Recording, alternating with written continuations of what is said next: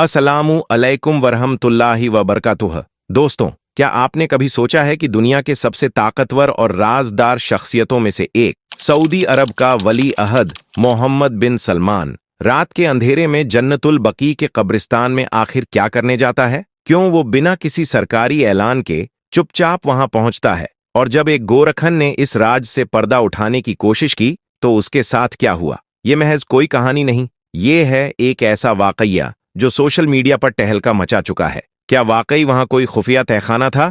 क्या मोहम्मद बिन सलमान किसी सुनहरे राज को छुपा रहे थे, या फिर इस पूरे किस्से के पीछे है कोई रूहानी हकीकत जिसे दुनिया से छुपाया जा रहा है? चलिए, आज हम आपको लेकर चलेंगे उस मुकद्दस जमीन की तरफ। सऊदी बादशाह मोहम्मद बिन सुलेमान के बारे में एक चौंकाने वाली बात सामने आई है जिसने पूरी दुनिया को हिलाकर रख दिया है। यह मामला जुड़ा है जन्नतुल बकी से, वह मुकद्दस कब्रिस्तान जहां इस्लाम के कई अजीम सहाबा, अहले बैत और औलिया दफन हैं। लेकिन क्या आप जानते हैं कि इसी जन्नतुल बकी में एक ऐसा राज छुपा है जो अगर आपने आज सुन लिया तो शायद आप इस पवित्र जगह को पहले जैसा कभी न देख पाएं। कहानी शुरू होती है एक गोरखन से जो कुछ अरसे पहले जन्नतुल बकी में ड्यूटी पर तैनात हुआ था। उसने एक ऐसा खुलासा किया जिससे न केवल सऊदी हुकूमत हिल गई बल्कि खुद मोहम्मद बिन सुलेमान की नींदें उड़ गईं। उस गोरखन का दावा है कि सऊदी वली अहद मोहम्मद बिन सुलेमान अक्सर आधी रात के वक्त खामोशी से जन्नतुल बकी आता था।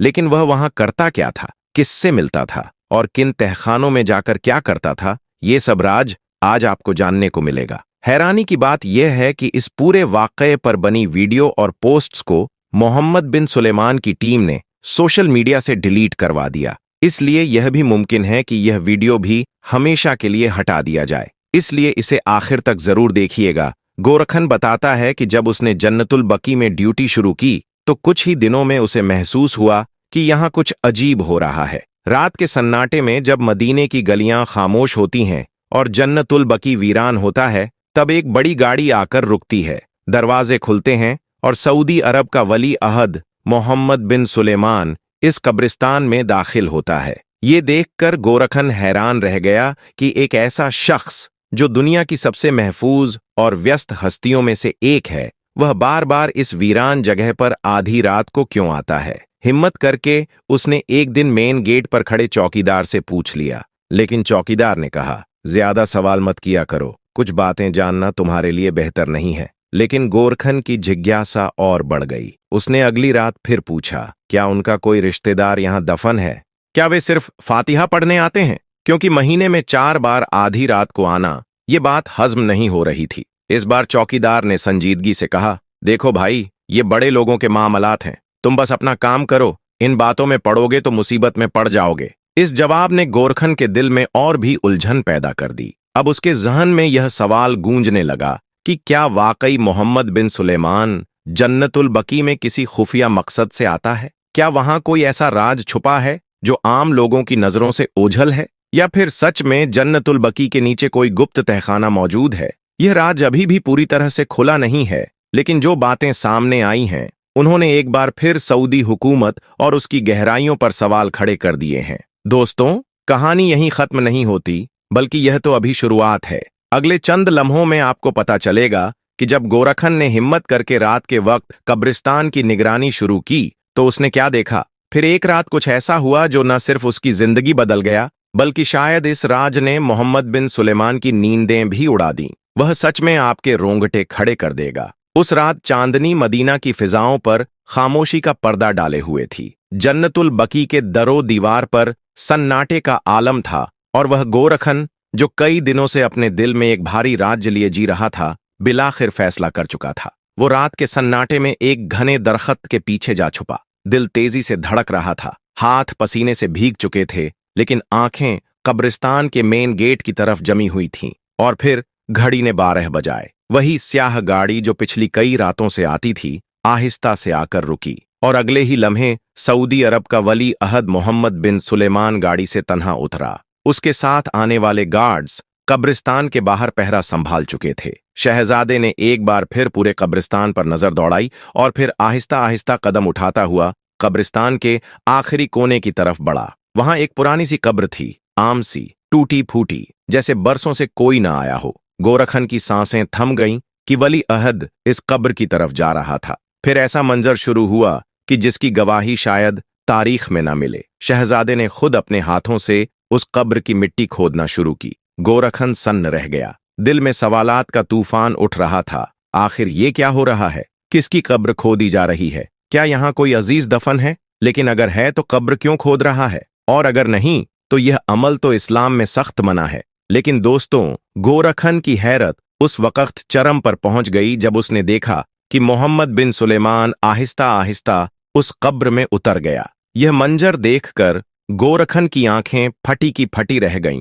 आखिर एक जिंदा इंसान, और वह भी एक मुल्क का बादशाह, कब्र में क्या करने जा रहा है? आखिर नीचे क्या है? गोरखन इस मंजर में गुम था कि अचानक उसे ऐसा महसूस हुआ जैसे पीछे कोई खड़ा हो। बदहवासी में उसका बदन कांपने लगा, सांसें रुकने लगीं। उसे लगा शायद किसी चौकीदार ने देख लिया है और अब उसका वही हश्र होगा जो पिछले गोरखन का हुआ था। हाँ, वही गोरखन जिसने एक बार रात को छुपकर देखने की कोशिश की थी और अगले दिन उसकी लाश मिली थी सर कटा हुआ, ताकि दूसरों को इब्रत हो। गोरखन पसीने में भीगा हुआ था और मौत को करीब महसूस कर रहा था। लेकिन जैसे ही उसने देखा, पीछे एक बिल्ली थी, सिर्फ एक बिल्ली। सांसें बहाल हुईं, लेकिन दिल अभी भी कब्र में उतरे शहजादे पर अटका था। चंद लम्हे गुजरे और फिर शहजादा वापस कब्र से निकला। उसके चेहरे पर सुकून था, जैसे कुछ खास करके आया हो। उसने कपड़ों से मिट्टी झाड़ी और एक बार फिर इधर उधर नजर दौड़ाई। गोरखन हैरान था कि बगैर ऑक्सीजन के इतनी देर कब्र के अंदर रहने के बावजूद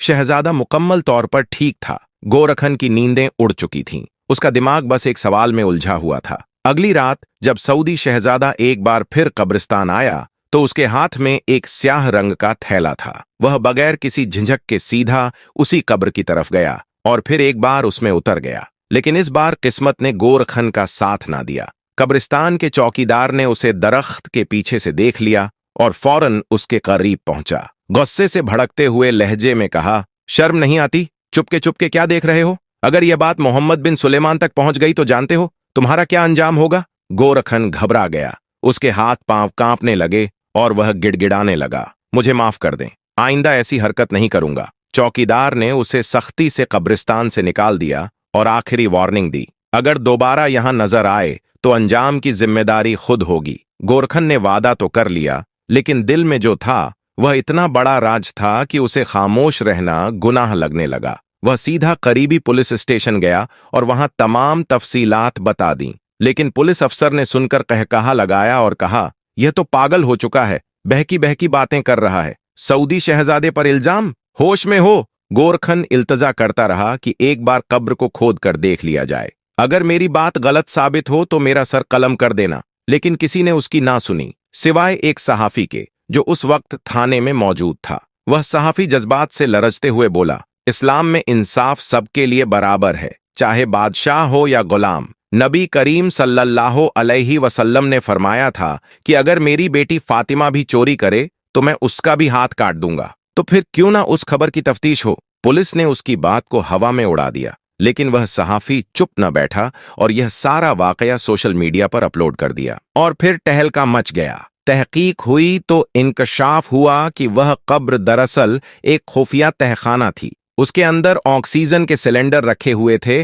और वहां सोने के छोटे छोटे ब्लॉक्स जमा किए जा रहे थे। यह सोना सऊदी अरब के एक मखसूस पहाड़ से निकाला जा रहा था और इसे हुकूमत की नजर से छुपाने के लिए कब्रिस्तान का चुनाव किया गया था। यह काम इंतहाई राजदारी से किया जा रहा था, क्योंकि सऊदी कवानीन के मुताबिक कुदरती दौलत पर फर्द ए वाहिद का इख्तियार नहीं होता। लेकिन इस खौफिया तदवीन के पीछे असल मकसद सोने को छुपाना था। यह खबर वायरल होते ही सऊदी हुक्काम हरकत में आए और न सिर्फ वीडियो सोशल मीडिया से गायब कर दी, बल्कि गोरखन और सहाफी को झूठा करार देकर मंजरे आम से हटवा दिया गया। लेकिन दोस्तों, यह सवाल आज भी कायम है कि सऊदी अरब में किस पहाड़ से यह सोना निकाला जा रहा था? क्या वाकई उस कब्र के नीचे कोई खुफिया तहखाना मौजूद था? और क्या वाकई शाही खानदान के अफराद इस खजाने के निगहबान हैं? इन तमाम सवालों के जवाब आज भी धुंध में लिपटे हुए हैं। यह वाकया सच है या महज अफवाहों का मजमुआ?